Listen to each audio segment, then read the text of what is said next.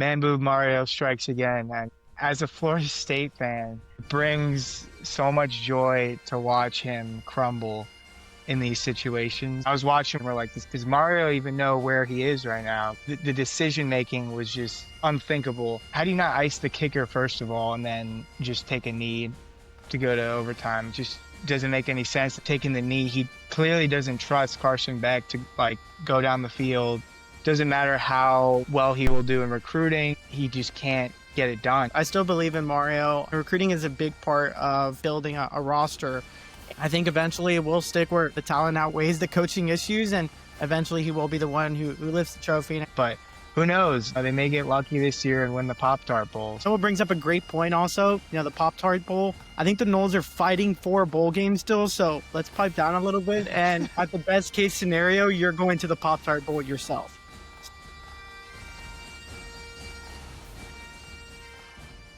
All right, welcome to the show.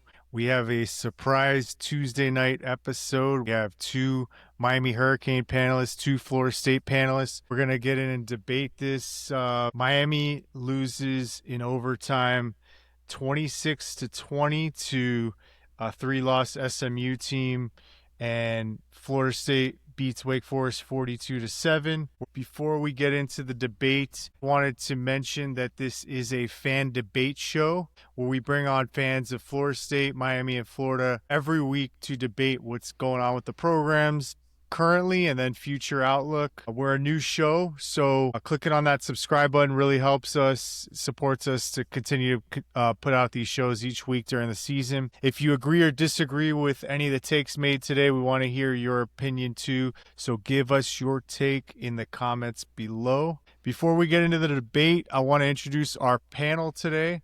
So on the Miami Hurricanes side, we have Brandon and Chris. Boys, welcome to the show. Thank you for having me. And on the FSU side, we have Noah and Kevin. Welcome back. Good to be back. Good to be back.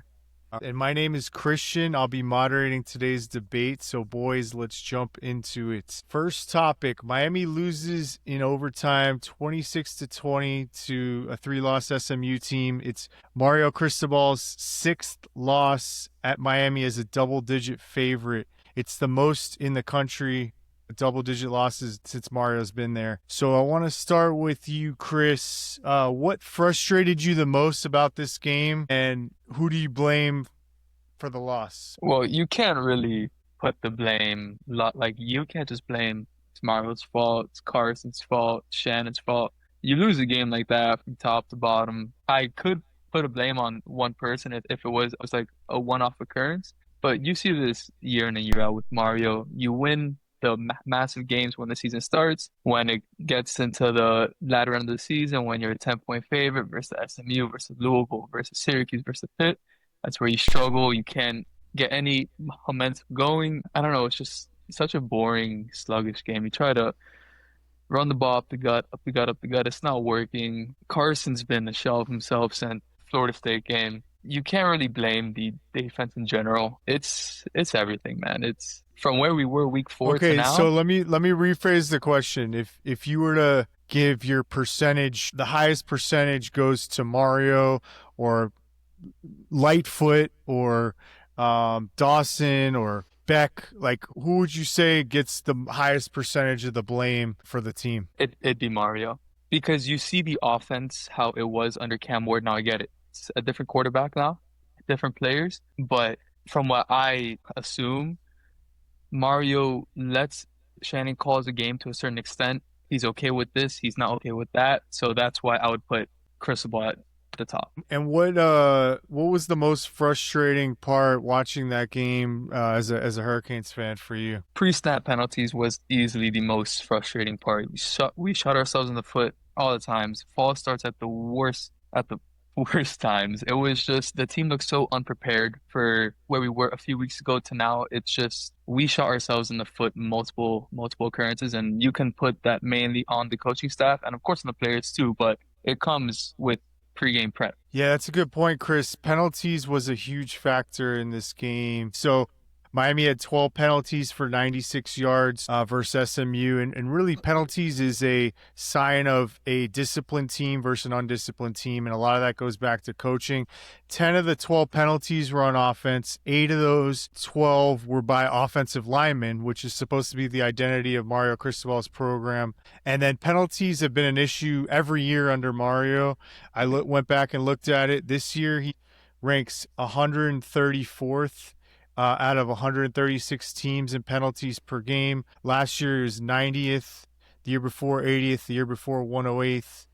And then, actually, that's penalties per game. And then yards per game, this year he's 113th, 118th last year, 106th, and 103rd. So, Brandon, I want to go to you. Obviously, the penalties have been an ongoing thing throughout the Mario Cristobal era. Was that the most frustrating thing for you in this game? And then who do you place the majority of the blame on? Yeah, I think you bring up I'll definitely follow back up on that, Christian, but I think you bring up a great point on the penalties. I feel like the Canes' identity this year has been, we're a great team, like, come out and beat us, instead of going out there and having a killer instinct and going out to win games by 30 to 40 points. So when you play this type of football where, you're running the ball on first and second down, you're playing, I would say soft football, getting these pre-snap penalties and, getting negative plays, it affects the offense. And I feel like it throws the whole offense in a whirlwind when they're on 3rd and 8, 3rd and 12, rather than, 3rd and 2nd from what they're kind of game planning for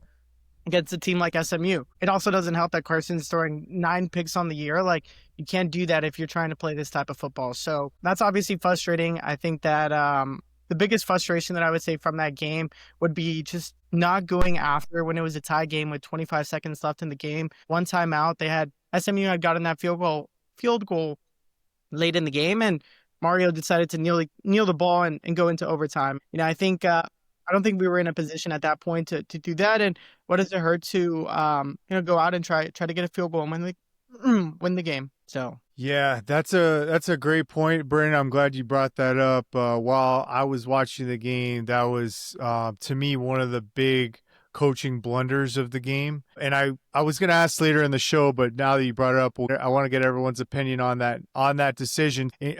Just to rehash it, basically, Mario had a timeout in his pocket. SMU lines up to kick a field goal. We're all thinking he's going to ice the kicker. He decides to hold on to the timeout and not ice the kicker. And then, okay, so he holds on to the timeout. You're thinking he's going to get the ball and try to go down and get a field goal. He gets to the 25-yard line on a touchback. He only needs to get like 35 yards in 25 seconds to get in field goal range, which if you watch the NFL, every coach 25 seconds left and a timeout, they're going to try to get a game-winning field goal at least. And Mario decides to knee out the clock. So very conservative decision and ends up losing in overtime. So Noah and Kevin, did you see that the same way? Did you see that as a coaching blunder, or how did you feel about Mario's decision on that? Yeah, definitely. I mean, man boob Mario strikes again. I mean, like, it's just, as a Florida State fan, it brings so much joy to watch him crumble in these situations. I mean, it's sad, but like, you look at it on the field, he's like, half the time. I mean, I was watching with other FSU fans, and we're like, does Mario even know where he is right now? Because like the decision making was just unthinkable. As far as that, I mean, yeah, that timeout. Like, how do you not ice the kicker first of all, and then just take a knee to go to overtime? It just doesn't make any sense. And yet the discipline throughout the entire game, all the penalties, and then even to that, I mean, the point of him not calling the timeout and then taking the knee, he clearly doesn't trust Carson Beck to like go down the field. He doesn't have a faith in him.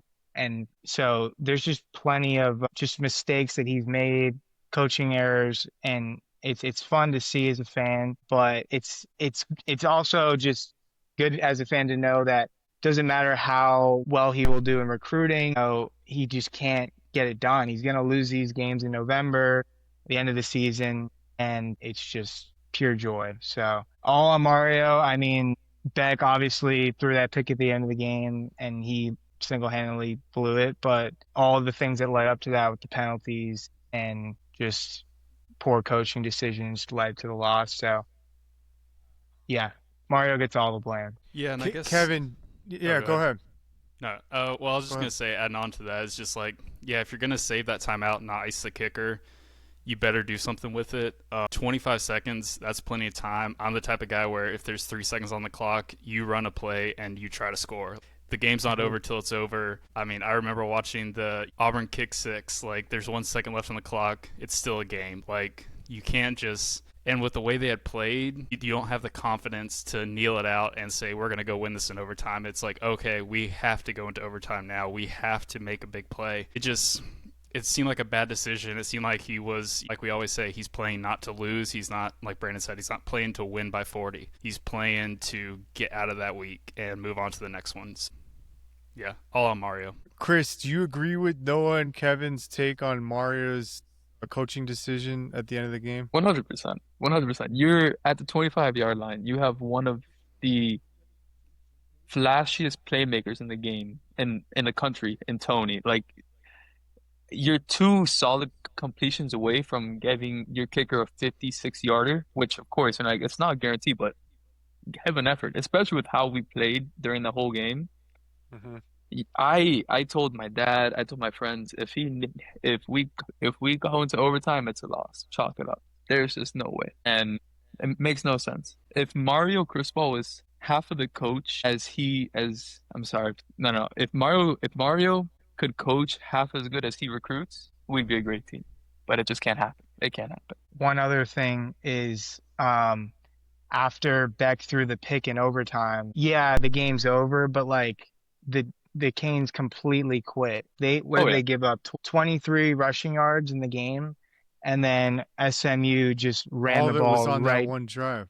in that one drive. They just ran down the throat for a touchdown. Like, just completely quit. Even though he threw the pick, yeah, they're on the 25, but like still show some fight like to finish the game. Yeah, I'm not sure. I mean, if the defense quit or if Heatherman was calling pass defense plays. Brandon, did you see quit on the field at that point, or do you think that it was the guys just weren't put in the right position? Yeah, I would think the team quit. Like, I forget where they line up in overtime, but they're already well in field goal range. I think that they could have done a better job of maybe motivating the team and getting behind it and getting a couple stops, maybe a negative play and push them farther in field goal range. But I think it was just they had given up. And that's one thing that I kind of worry for the rest of the season looking forward. It's like this team still only has 2 losses on the year. If they can win out at the rest of the year and go to 10-2 or something, I think it's still a positive year in the Mario Cristobal era. So I don't know. I'm kind of worried how they finish and how they kind of rebound from this.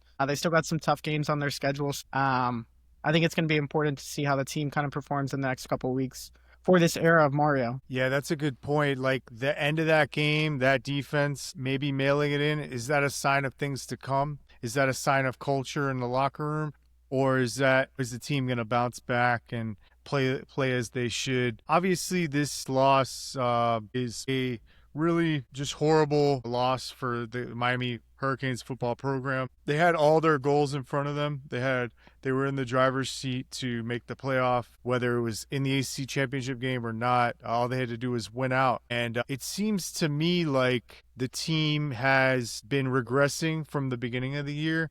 I think maybe it started at the end of that Florida State game where they didn't finish in that fourth quarter. And then you go to the Louisville game that they dropped, but then even the Stanford game, the first half, I think they only scored 7 points. So the stats on Mario is that he is 4-11 in November at his time in Miami, which is the 4th worst winning percentage in the ACC during that span. So my question to you, Brandon, is why do you think Mario's team, and this team could battle back and win out, even if they win out, they still may miss the playoffs and it would still be a massive disappointment with the talent they have. The talent that they had was enough to make the playoffs this year. But why do you think his teams have started hot and then trailed off as the season has gone on? Yeah, I think it's kind of tough to pinpoint. I think Mario does a good job in the offseason of getting this team prepared for, those out-of-conference games. I think in the last couple of years, we've won every week 1 game. I think Texas A&M, we lost the first time we played them, but it was still a very close game, and I thought we looked great. But I think he does a great job of kind of getting them prepared for those out of conference games, and it goes to his style of play where he kind of plays a slow game, and these matchups that he's playing are tougher opponents. It works well in the way he kind of likes to play. But I think when it comes to these games where we should be dominating, where the talent on the field is drastically better, I mean, the Canes are on pace right now to have their 4th leading recruiting class in the ACC, and the talent is evidently there on the roster. And I feel like we still play the type of game where we're not going out to kill teams. And a team like Stanford, we started off super slow in that game, and then in the second half, all of a sudden, it ended up being 42-7. It's like, why can't we play that type of game in the beginning and kind of not start off slow and go throw a deep ball, not just run the ball on 1st and 2nd. So I don't know. I think it's kind of hard to pinpoint. I think that's one way I kind of look at it, but I don't really know. I was just gonna make a quick point, something with Mario. Yeah. When he lost to Louisville, I was like, it's an early loss. Maybe that means this November it'll be different. Like, he got that loss out of the way, he can kind of reset. But I think another thing with Mario is that the reason that we like to clown him and Miami fans get upset is because he loses those late games in the ACC. Like, it's not like Alabama lost to us and then they rebound and they look great. Like, it's not like that where it's an early season loss, you can get over it and move on. It's late in the season, your team should be prepared. It matters to the conference championship, and he just always loses those. And so I think that's maybe why we kind of harp on him a little bit more, because it's the ones where, like, okay, that one did mean more, even though it's small, like it's a loss, it means a lot more. I don't know. It's just something I see with the way his team's kind of trajectory goes. Chris, do you have any theory on why Mario's teams tend to play worse as the season goes on? It makes no sense. I would like to explain and give a good reason, but it just makes no sense how we can look so dominant versus Notre Dame, look so dominant versus UF in the first half, and then we got a little conservative. We played great first half versus Florida State, and then he slows down in the 4th quarter. I feel just like when it comes down to those late games, he just tends to get in a turtle shell, just try and get long drives, drain that clock quick, snag a 3 to 8 point win and leave. He doesn't start a game like, oh wait, let's be up by 21 and a half and end this game.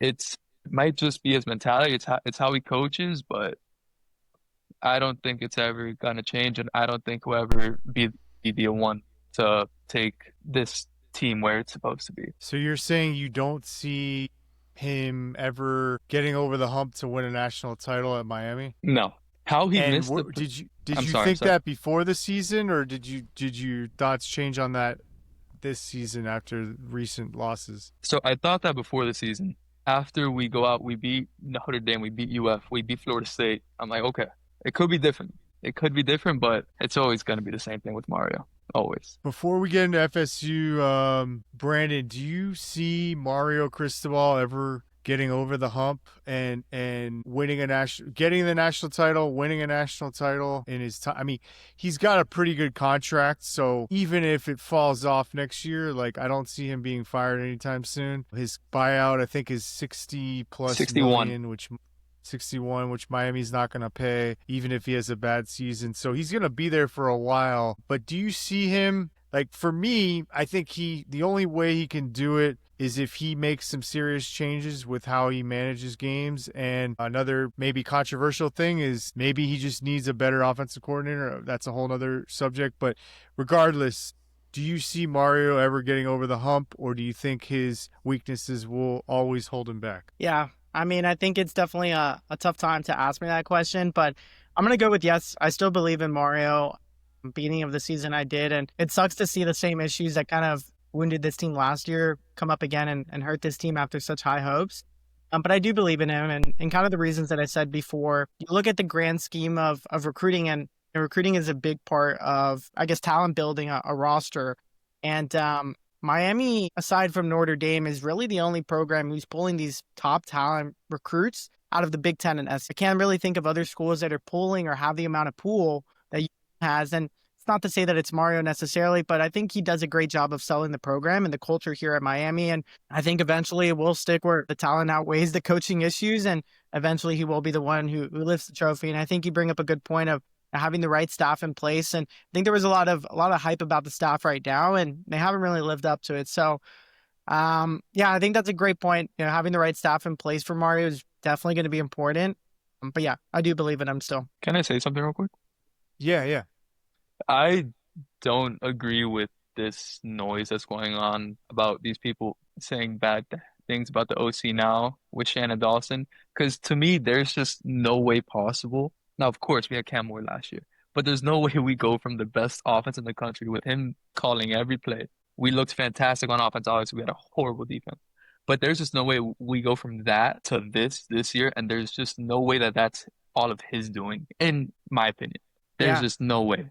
There's just You no just way. look at the offense top to bottom, Chris. I mean, the wide receiver room is completely different. New quarterback calling plays, like those are big pieces that are kind of missing. I think all 4 wide receivers for the Canes from last year, the top 4 wideouts are all gone. So I think it plays a part in why this offense hasn't been as explosive as we kind of hoped. But You yeah. put Cam Moore on this offense. How does it compare to last year with this offensive line? Yeah, I think we would be with pretty Malachi Tony, it looks yeah, pretty. so You're it's gonna gonna tell be me now, of course. most explosive I receiver love in college I love football. Xavier. Jacoby George is good. Hobie Young was good, but Malachi Tony, CJ Daniels, like that with Cam Moore, like come on. It also brings up a point, like the offense just Carson Beck hasn't that bad, been, maybe? it hasn't been what it was last year. Like I think I saw a stat where like we were averaging over 5 yards per carry as a running in just a running offense, and that opens up so much for the passing game. Where I think we're averaging somewhere below 4 yards per carry right now, and the running backs just have not been as efficient as we were last year, which is a big part for sure. Yeah. But you wouldn't say that it's a better roster this year with Malachi Tony and the offensive line. Definitely. I do think it's a better roster right now that we have, but I don't know. I think that there was just a lot of pieces that have changed in that offense since last year where it's kind of regressed a lot. I don't know necessarily what it is. I think that the defense has been much improved. I think the offense has definitely taken a step back. I wouldn't say necessarily in talent wise, but definitely for progression or I guess production wise, they haven't really lived up to it. Yeah, one of the big reasons for that is Carson Beck's performance this year. He started out hot, and now he's been struggling. He's at 14 touchdowns and 9 interceptions for the year. Going into the year, we said if he gets double-digit interceptions, 10 or more, it's going to be a bad year for him. He's already at 9, and his body language this game and after the game, just to me, you can question the leadership. They asked him a question about defending the downfield passing game, SMU defending it, and he responded with, "I just execute the play that's called." That's not typically the leadership you tend to see from a star quarterback. Obviously, in the Louisville game, he had 4 interceptions. This game, he had 2 interceptions. One of them wasn't his fault. It was off JoJo Trader's hands. The other one lost them the game in overtime. But my theory on why the offense is doing so bad this year is that, and I mentioned this at the very beginning of before the season, if you go back to the first Fake Momentum episode, it is that Shannon Dawson runs the air raid. He grew up in the Hal Mummy air raid system. He worked under Dana Holgerson for many years. The air raid offense is different than the spread. It's different from pro style. So with Tyler Van Dyke was doing great under the spread offense under Rhett Lashley, they asked him to now convert to Shannon Dawson's air raid, and he struggled. He struggled reading the field. He struggled reading defenses, and he threw a lot of interceptions. The Canes fans end up hating him. Cam Ward was at Washington State in the air raid. So he came from an air raid system to Miami, and he was in the same system. So he knew this. He had been in the system for years. He knew it well.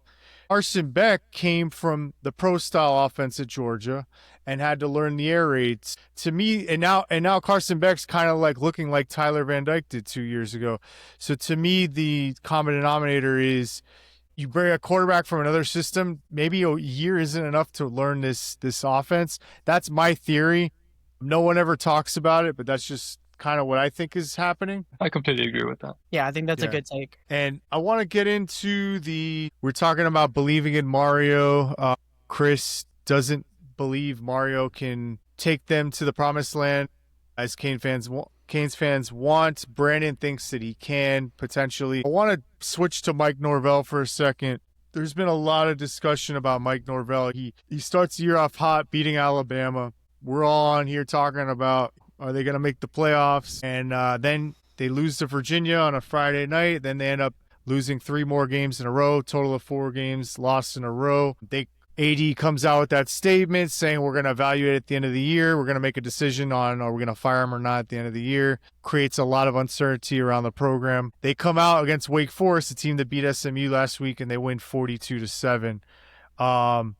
So there's a lot of debate within the FSU faithful on should they keep Mike, should they fire Mike. And the last time you guys were on the show, everyone was very high on Norvell. Now the fan base is a little bit split. So I want to start with you, Kevin. What are your thoughts on Mike Norvell in this moment currently?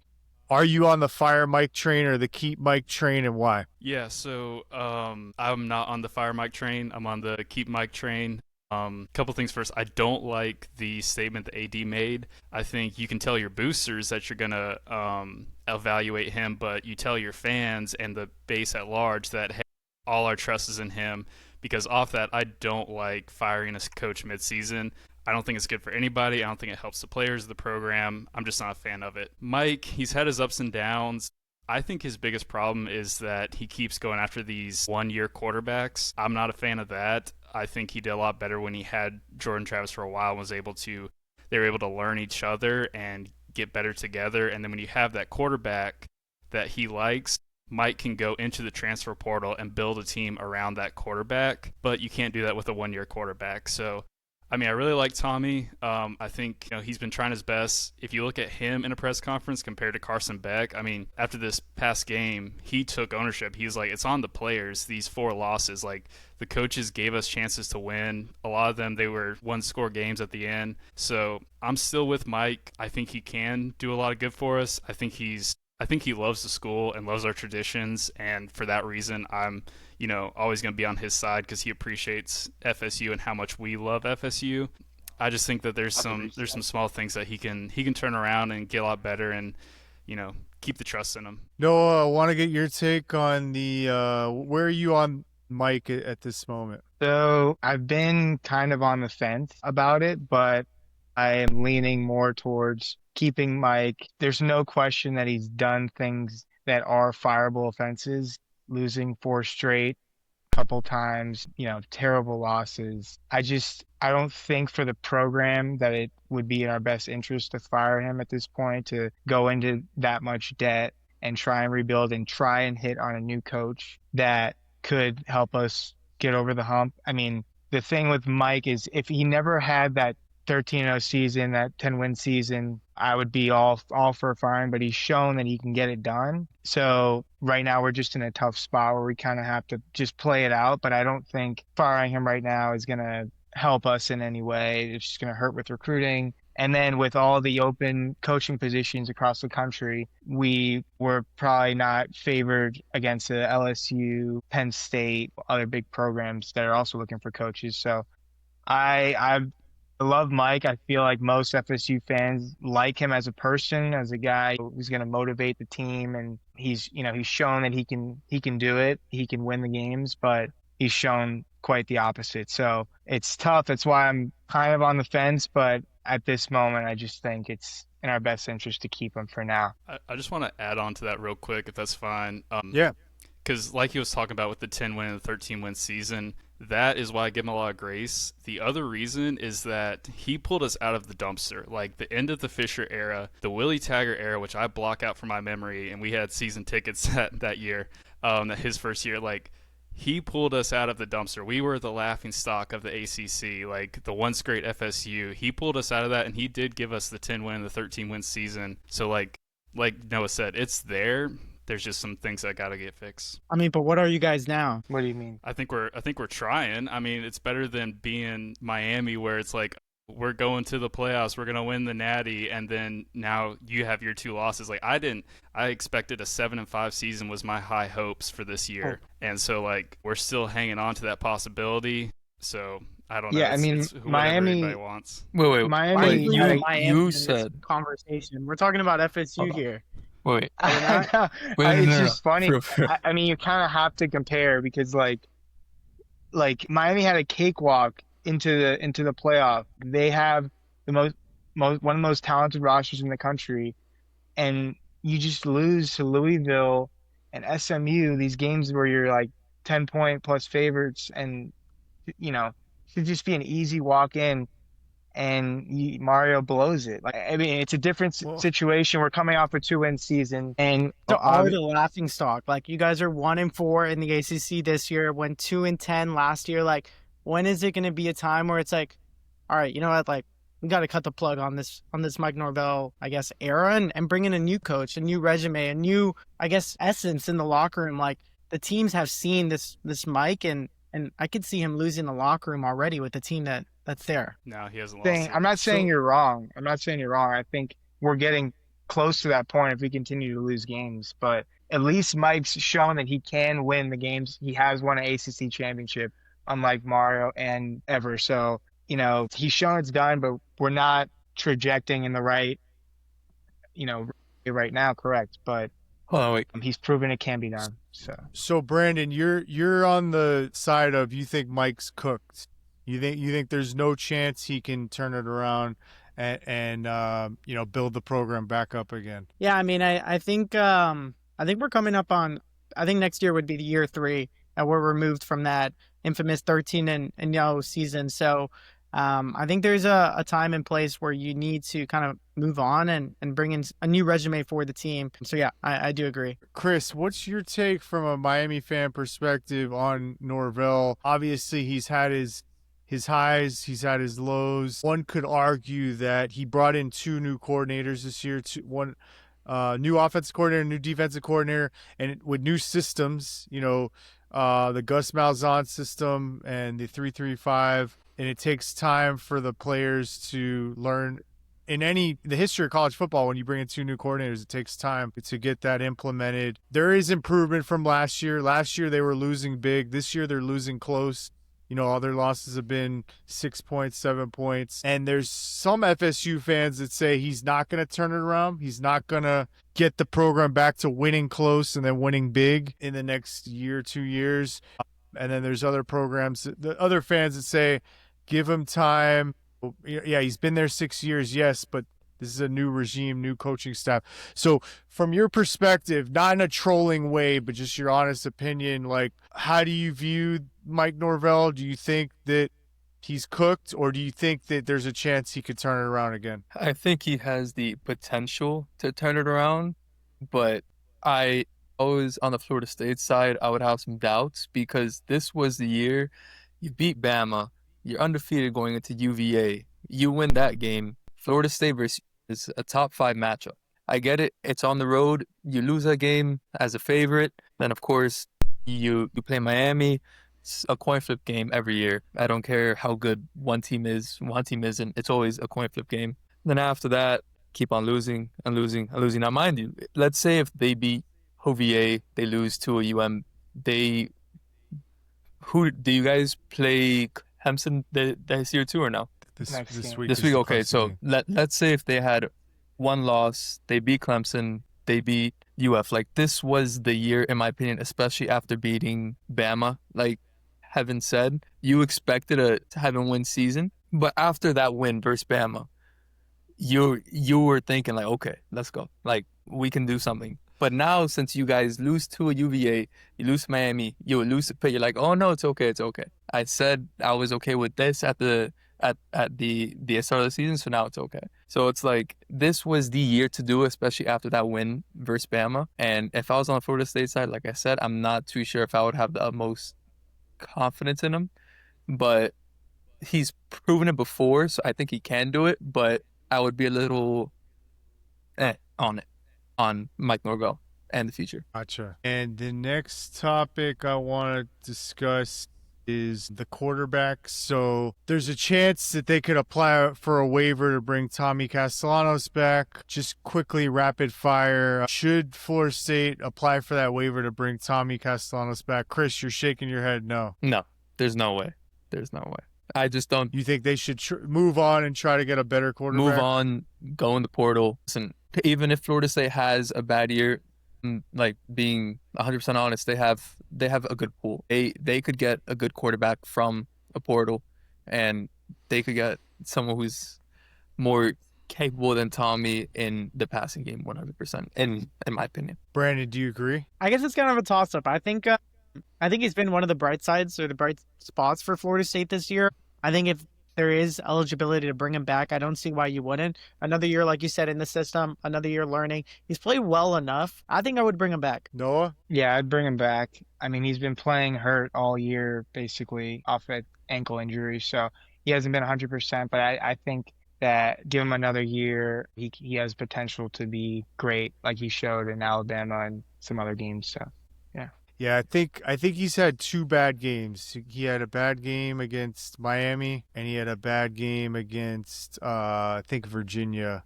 But even in the Pitt loss, he had a good game. Stanford game, he didn't have a great game, and he got hurt at the end. So maybe three bad games. The rest of the games he's done pretty well. Kevin, would you try to bring Tommy back for another year if you're Mike? Well, after what I said earlier, I'd rather Mike develop a young quarterback and kind of build the team around him. I will say I do really like Tommy. I think he has been great for this team, especially after we had DJU last year. Him being like a light in the locker room and bringing everybody's spirits up has been great, and appreciate him for that win against Alabama, but I would like to see a young quarterback come in and us really develop him. All right, now switching over to Carson Beck. Kevin, we'll start with you. Rapid fire. What are your thoughts on him as a how he's played at Miami and there's been questions about his leadership as well. Like, what do you think overall about Carson Beck and his time at Miami? Yeah, I'm not his biggest fan.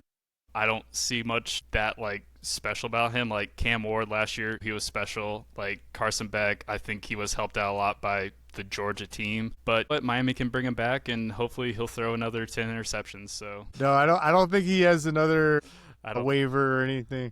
I think he's going to try to go to the NFL. We'll see about that.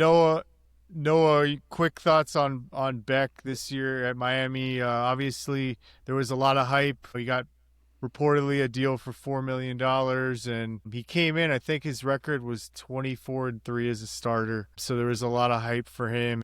Obviously, he hasn't been fully living up to that. So what are your thoughts on Beck? Yeah, I mean, he's been showing his true colors, gets rattled and bonehead interceptions. I mean, he's done well across his career on Georgia, playing against some of the best playing with the best offensive line in the country. Miami now, like he has all the time in the world to make these throws, but once he gets pressured, he's gonna throw a couple picks a game. So and he can't scramble either. Like, so I don't know. I don't think he's gonna be an NFL quarterback. I don't think he's that good, maybe as good as his career stats may look. Brandon, do you disagree with some of these takes on Beck? I think it's a little bittersweet because I've been following Beck for a while now since he was out of high school. He had won a state championship. It was between him and Georgia, or between UM and Georgia on his college decision. Ultimately ended up going to Georgia, and there's a lot of hype, like Noah said, coming into the year about Beck, 24-3 as a starter, and having that SEC play. And I think it was his year to kind of prove himself that he can separate. Or his skill set or his skills is not the same, or is not tied to the Georgia, 5-star just stacked team. And, he has the skills on himself. And I think it's a little hard to say because early on in the year when the Canes were doing good, he was up there in Heisman voting. Yeah. There was mock tracks coming out of him being a first round leading pick. in Vegas for Heisman for a long time. And in a blink of an eye, I would say maybe in 3 weeks, he's completely fell off the face of the earth. So I think it's hard. I think the media has been very tough on him. I think he's obviously played pretty poorly these last couple of weeks and caused some losses for the Canes. But I wouldn't write him off just yet. I could see him having an NFL career. And do you think that Mario made a mistake in not going after Miami Columbus grad Mendoza, who wanted to come to Miami, but Mario decided to go in another direction? Yeah, I mean, looking back in hindsight, Mendoza's been very good. He's been efficient with the ball. He's not turning it over, which is exactly the type of play that Mario wants to play. Unfortunately, Beck has been the opposite of that. He's been a little bit of, reckless with the ball. And yeah, it's obviously, if we can go back in time, I would have brought in Mendoza for sure. Chris, your take on Beck, and do you think, to me, if you have a Cuban head coach and you have a Cuban stud quarterback in Miami, that would sell. That would be like the whole city would be behind you. And I was surprised Mario went. I know he went after John Mateer at first. Mateer decided on Oklahoma, and then I thought he was then going to go to Mendoza, but he ended up going the Carson Beck route. So what are your thoughts on Beck to this point? And did Mario make a mistake on not going after Mendoza? Well, thoughts on Beck. I mean, the first couple weeks up until the Florida State game, he was fine. He wasn't outstanding or great, but he was doing his job. He was doing enough for us to win these big games. So I was okay with it. And then, of course, we saw Louisville. Of course, we saw that this week. It's just nowhere near at the level that we need him to be at. And I would say, I mean, it is pretty easy to say now that we made a big mistake not going for Hernando instead. But I would have at least for sure brought him in the offseason, at least just to have a competition in the QB room. And like you said, I mean, they both went to the same high school. Cuban kid, like from here, it's like the demographic of fans here, like it would have been, it's the perfect fit. But right, it would have been unbelievable. Exactly, but we got stuck with Carson Beck. He was good for the first couple of weeks, and now everybody's just not a fan of him. And I was not a fan of what he was saying after the game, but I just think like the way you answer some of how he answered, that's just stuff that you keep to yourself, or you have a closed door. Yeah. You don't say that. No, you don't say. I just do not say execute the that. plays that were called. Like It's after not my fault.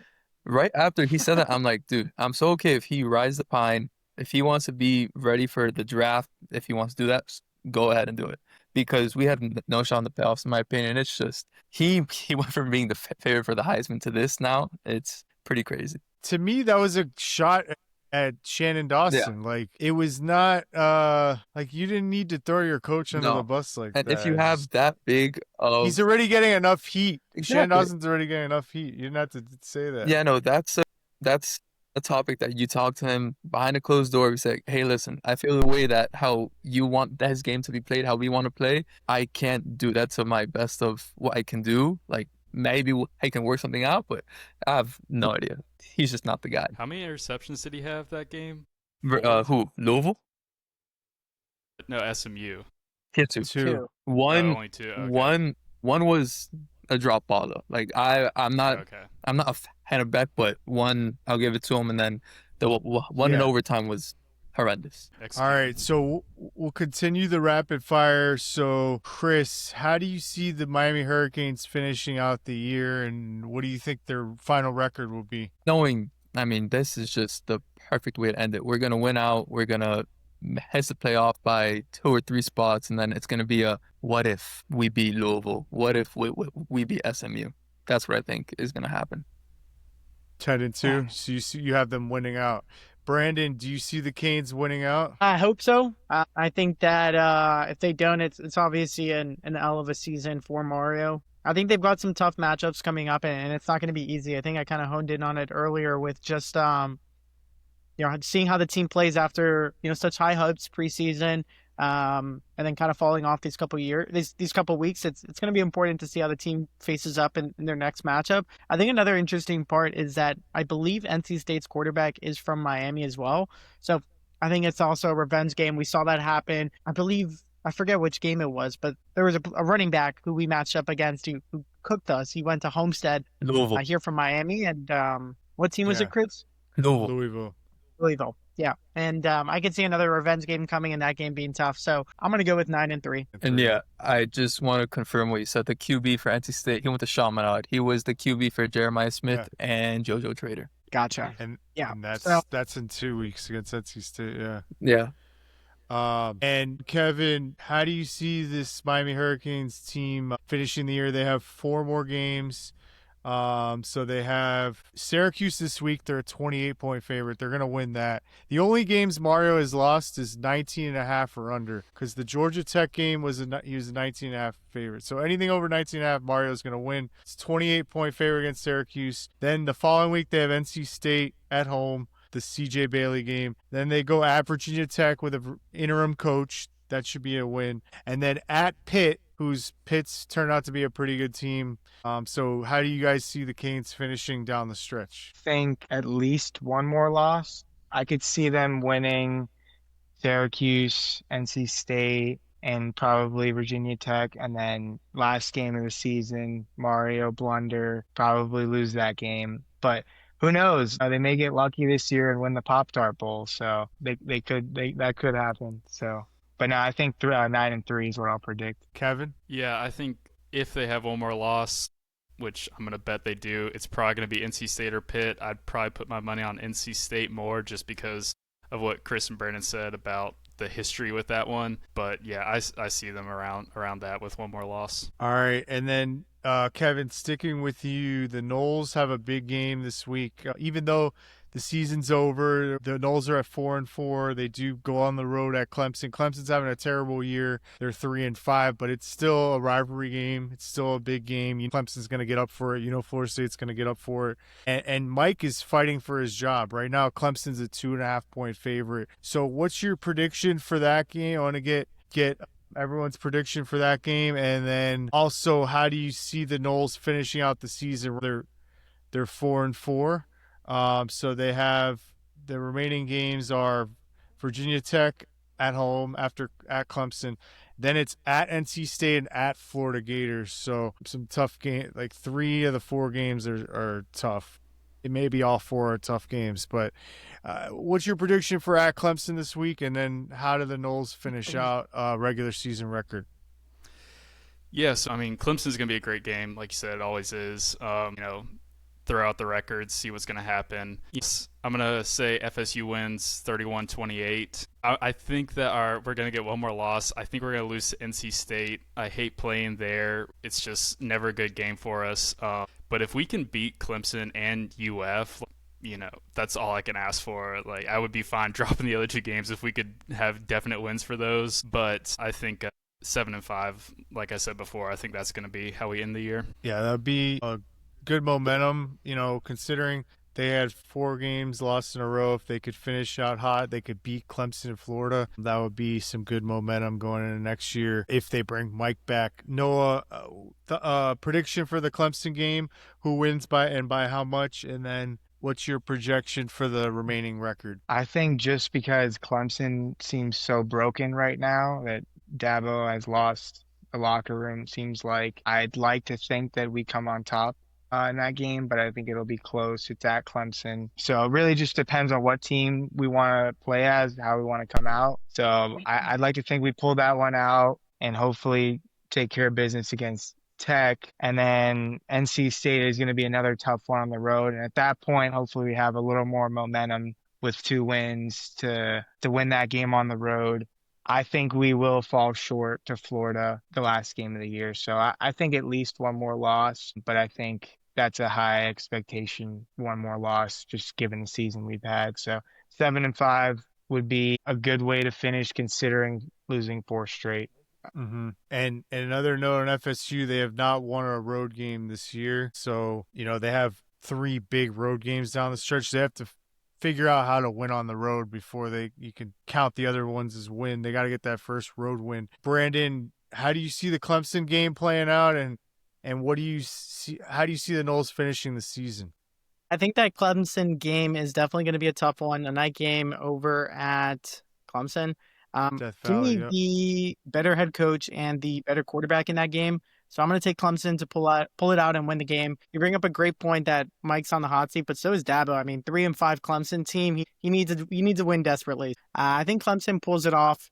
Noah brings up a great point also. The Pop-Tart Bowl. I think the Noles are fighting for a bowl game still, so let's pipe down a little bit. And at the best case scenario, you're going to the Pop-Tart Bowl yourself. So, yeah, I think I'm going to predict about a 6-6 season for the Noles. Yeah. So you have the Noles making a bowl. I have them winning 2 games here. I think that the offense can beat them over Virginia Tech for sure. And then either Florida or NC State, they probably pull out one of them. Okay. Chris, how do you see the Noles finishing, and how do they play this week? This week against Clemson, I think it's going to be one of those games that comes down to whoever has the ball last. I'm going to give it to Clemson just because it's at Clemson. If it was at Florida State, I would say Florida State. They'll beat Tech. NC State at NC State, in my opinion, that'll be a loss. And UF, it's another coin flip. Honestly, the bottom of the barrel here in Florida. Yeah, we're all terrible. I think I'm going to give it to Florida State, the end of that one. in the Florida game. Yeah. So you have them finishing 6-6. 6-6. They're gonna go down the stretch 2-2. Make a bowl. Okay. Well, guys, this was a great show. Thanks a lot for joining tonight on a Tuesday night. Appreciate you guys, and we'll look forward to having you guys on soon. Thank you so much for having us, man. Christian. Thank you, It was a Christian. pleasure. Take care, Go guys. Noles. Have a good one. Take Go care. Noles. Take care. Live. All right, so we cut off and we started to have a conversation. Brandon, you just said something. We had to record this. So go ahead and give us your take on Lane Kiffin versus Mario.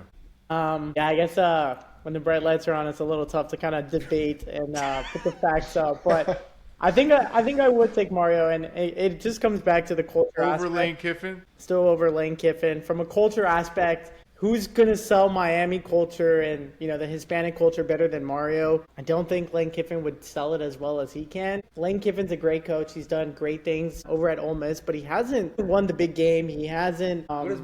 led a team to those big stages just yet. He's had a great year this year. He was an OC or he was a coordinator. He wasn't a head coach himself. So, yeah, I guess that's where I rest my case. But what you just said, what Lane hasn't done, is the same thing that what we have now in Mario. He has not done either. I agree. But if we're looking at culture-wise, Mario is phenomenal at recruiting. We get the best of the best athletes, and he still can't. He can't make the playoff with the best offense in the country last year. And this year, we beat everybody that was difficult. And now when it's supposed to be just win games and you're in, and he folded. And Lane is doing this at Ole Miss, which is like a historical bottom feeder of the SEC. When you And he's have been recruiting well there as you well. have Bama. Now you have Texas. You have Oklahoma, like in a much harder conference. And I think Yeah, Lane would that's be a great bold for the take. Miami Vice vibe. Like, It'd be I think Yeah. he would fully go Miami. Oh yeah. Yeah, he'd And be at also- 11 every night. One thing Brandon told me, which I don't agree with. He told me after we lost to SMU, he said even if we win out and we finish 10-2, miss the playoffs, he said it's still a good season. I think that's insane. yeah. Given where we were in week 5 to now, I'm like, dude, that's insanity. Wait, you said that before the season, Brandon? No, he said that No, I after think the he said loss to SMU. He said if we went out and we still Oh, missed yeah, on the the show, playoffs, yeah. like that's crazy. Yeah. You still think it's a good season? I mean, if they not miss the necessarily a playoffs? good season. We had high hopes to make the Or playoffs and everything. successful season. Successful But I season. would say, like, It's a Mario we season. haven't had back-to-back 10-win seasons in, like, I don't even know how 20 long. years. Early 2000s. But what is that? Like, it's not an L season by any means, but it's obviously not what we were hoping for. How is that not an L season? But going into the year, though, all the Miami fans were saying It's playoff or a bust. successful season if they make the playoffs. Yes. That's what everyone was saying. Does a 10-2 Miami miss the playoffs because they don't have a big enough If win at the end of the season? No. Okay, so it's gonna come down to us and Notre Dame, and of course we beat them. But it's gonna be the same thing when they knocked out Florida State because of the injury. Who is the better team now? It's obviously them. It's not us. So our And only Notre hope is if- Dame's got the fan base, got the money. They're getting to the exactly. playoffs So every year. Our only hope is if we went out and something crazy happens. But I would say our odds right now to make the playoffs are like 10-1 probably. There's Or no higher. way it's a successful season if you lose to there's no SMU. way. If you And miss the Louisville. playoffs, if you miss the playoffs with that roster, paying $4 million for your quarterback, getting all those defensive players transfers, and then you have Ruben Bain, you have Francis Maui-Noah at offensive line. All these guys are gone next year. I mean, look, people rip Mike, but in Mike Norvell's 4th year, he had Jared Verse, Mario as Ruben Bain, and he took that team to 13-0. He coached them to a 13-0 in ACC championship. He lost Jordan Travis. At the end, he still won an ACC title. And Mario has that set up where if he could have coached them better, they should have made the playoffs and made a run. I think the only way he can succeed in Miami, I'm talking about Mario, is if he takes on, this might sound crazy, but if he takes on more like a GM role where he hires his OC, he hires his DC, it's like you have all the keys. I'm gonna get you all the players that you need, and then it's like that. He'll never do that. He But needs he to won't have do that control. because he has a He needs to have massive ego. control. 'Cause he's the, And then who's going to call timeouts and who's going to make decisions on when to It's Like, like it's just or the only way not where call I a see where timeout. for him to be involved in this. or take a knee or not take a knee. Bro, it's bad, man. All right. It's bad. All right. This is fun, guys. Thanks a lot. Thanks, you. Chris. All right. Thanks. Thanks, Christian. Close it out now.